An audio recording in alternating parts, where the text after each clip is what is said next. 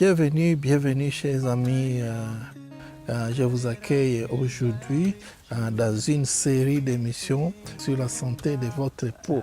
Et nous voulons dans cette série parler des effets indésirables du blanchiment de la peau. Chers amis, en me promenant dans la ville, partout où je passe, j'ai fait une remarque très malheureuse parce que j'ai vu qu'il y a une bonne proportion de femmes qui ont leur visage défiguré et vous pouvez directement savoir qu'ils ont utilisé des produits pour essayer de faire changer leur peau, leur teint. Le problème c'est quoi? C'est le phénomène que nous appelons blanchiment de la peau. Mon objectif donc c'est quoi? Mon objectif c'est de sensibiliser les femmes, les filles sur les dangers, même les hommes, parce que les hommes aussi ont eu ce phénomène. C'est sensibiliser toute personne sur le danger qu'il y a, le danger de blanchiment de la peau, tout en rappelant l'intention divine, car Dieu nous a créé, quelle était son intention. Et nous allons passer en revue tout ça. Alors, bienvenue donc et j'espère que vous prêterez bien attention à cette présentation. Que Dieu vous bénisse et commençons.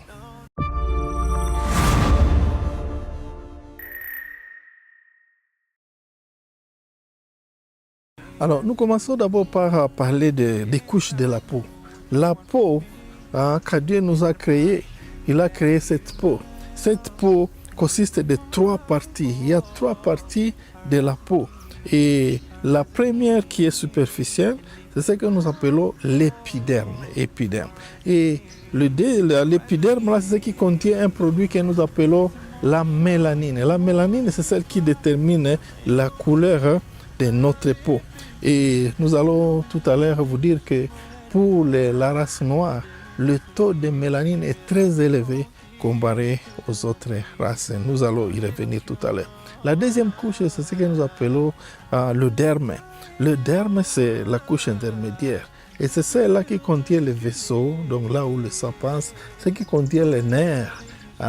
Les nerfs, ce sont les filaments qui permettent à ce que nous puissions avoir la sensation. Et que aussi les glandes qui vous permettent de suer, la sueur que vous voyez, ou l'enduit huilé que vous avez sur la peau, ça vient de ces glandes qui sont dans cette deuxième couche.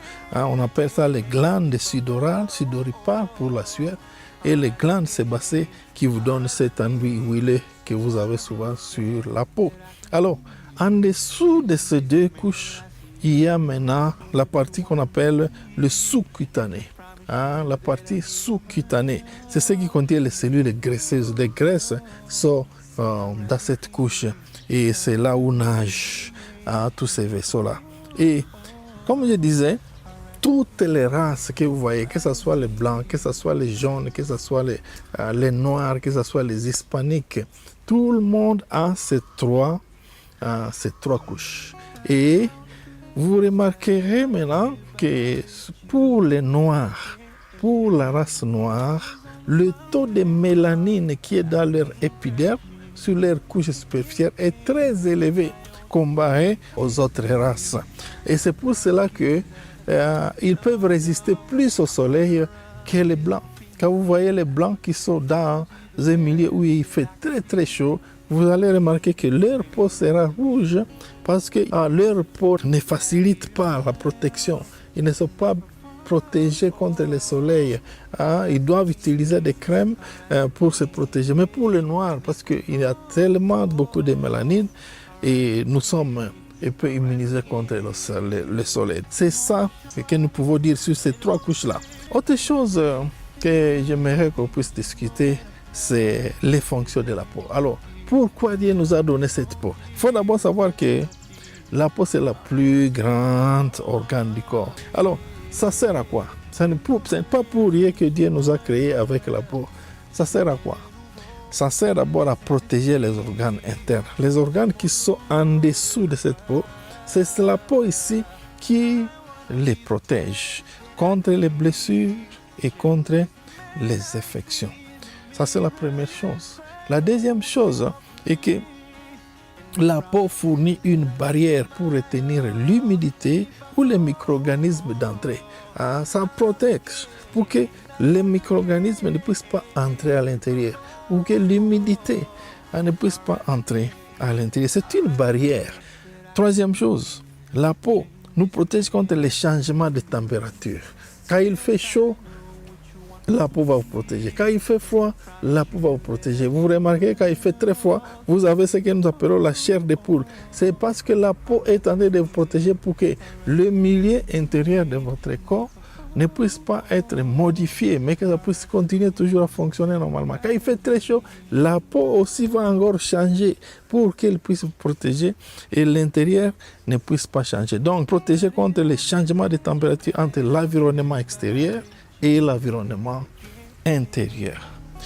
Quatrième chose, la peau absorbe les nutriments et aussi excrète les toxines via les pores. Les pores, ce sont des petits trous qui sont sur la peau et c'est par là que la peau va absorber les nutriments. Quelque chose qui est bon pour la peau va l'absorber. Mais quelque chose qui est mauvais pour notre organisme, c'est la peau qui va le faire sortir. Vous allez remarquer si vous avez quelque chose dans le corps qui est mauvais, vous avez déjà entendu parler des personnes qui suent et quand ils suent, ils ont une mauvaise odeur. Cette mauvaise odeur, c'était quelque chose qui était à l'intérieur et que la peau a expulsé à l'extérieur. C'est via les pores qui sont là-bas. Et autre chose, c'est la peau élimine les déchets et rafraîchit le corps par la sueur. C'est la peau qui vous rafraîchit. Quand vous savez que les gens qui sont en train de suer, c'est parce qu'il a vu qu'il y a un changement d'environnement pour qu'à l'intérieur, vous puissiez être, que l'intérieur ne puisse pas changer, que ça puisse marcher normalement. Autre chose, ça permet que ça puisse être imperméable, que ça ne puisse pas faire passer quelque chose à l'intérieur, afin que vous ne puissiez pas avoir des problèmes qui entrent dans votre organisme. Alors, autre chose, la peau ici, la peau que nous avons, ça aide à fabriquer la vitamine D à partir du soleil. Et c'est la peau qui va laisser que la vitamine D soit fabriquée. Et enfin, votre peau, la peau que Dieu nous a donnée, fournit une sensation de toucher ou la sensation de pression, la sensation de douleur, de chaleur ou de froid. La sensation, c'est à partir de la peau. Quand votre peau a une maladie ou ça ne marche pas très bien, vous aurez des problèmes. Alors, au vu de tout cela, nous pouvons maintenant nous demander, mais pourquoi les gens peuvent encore maintenant se blanchir? Vous voulez maintenant modifier la peau. Quand vous modifiez votre peau, notez que toutes ces fonctions-là que nous venons de citer seront modifiées. Ils seront modifiés et vous allez commencer à avoir des problèmes qui sont contraires à ce qui a été initialement prévu. Alors c'est pour cela, aujourd'hui nous sommes là pour vous parler de le blanchiment de la peau. Le blanchiment de la peau, c'est quoi? On définit le blanchiment de la peau comme une pratique qui consiste à utiliser les substances chimiques dans le but d'éclaircir le teint ou d'uniformiser votre teint en diminuant, voilà, le fait que vous avez là, c'est vous diminuez le taux de la mélanine. Nous avons vu que plusieurs races ont différentes quantités de mélanine. Maintenant, quand vous êtes en train de diminuer, quand vous êtes en train d'appliquer les produits chimiques dans le but d'éclaircir votre peau ou d'uniformiser votre peau, vous êtes en train de diminuer la mélanine. Or, la mélanine a une fonction qui est la protection. Alors souvent, cela se fait par pression parce que nous avons vu par des réseaux sociaux et on est en train de faire une publicité d'un tel produit. Et alors, nous sommes influencés par... les gens sont influencés par ce que les médias sont en train de dire et ils commencent à se blanchir. Et avec cela, nous avons déjà vu, nous voyons beaucoup d'exemples. Là, nous voyons l'exemple, par exemple, de la transformation de la peau de l'artiste Michael Jackson, qui s'est transformé. Vous pouvez voir, quand il était jeune, il était très joli. Hein? Vous voyez, en 1977, il était très joli. Et vous pouvez voir, avant sa mort, en 2006, vous voyez comment il était devenu, vous-même, je vous laisse le choix de dire si c'est bon ou mauvais, quand vous voyez une telle transformation de la peau. Vous voyez aussi d'autres artistes comme Beyoncé. Beyoncé a aussi transformé sa peau. Il y a ici, en Afrique du Sud, il y avait l'artiste qu'on appelait Mouchos House. Elle s'est transformée. Il y a aussi d'autres artistes, d'autres sportifs. Pourquoi cette tendance à transformer cette peau? Cette tendance est en train de grandir de telle sorte que maintenant, comme je disais, si vous vous promenez dans vos rues, vous allez voir qu'il y a beaucoup qui ont changé le teint. Pourquoi? Parce qu'ils ont voulu transformer leur peau.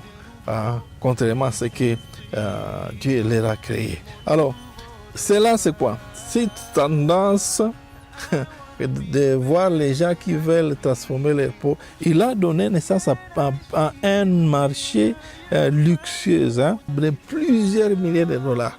Parce que vous passez partout, vous allez voir des boutiques qui sont remplies de produits de beauté. C'est un marché, un business vraiment qui est fructifiant. Mais je vais vous dire ceci, malheureusement, vous achetez, vous êtes en train de détruire votre peau tout en enrichissant les autres. Ceux qui sont en train de fabriquer, ils sont en train de recevoir l'argent, vous êtes en train de payer ces produits. Et il y a même certains produits qui coûtent très très cher. Vous détruisez votre peau tout en enrichissant les autres. Alors ça c'est vraiment un problème. I was on the mountain top, but I came crashing down again.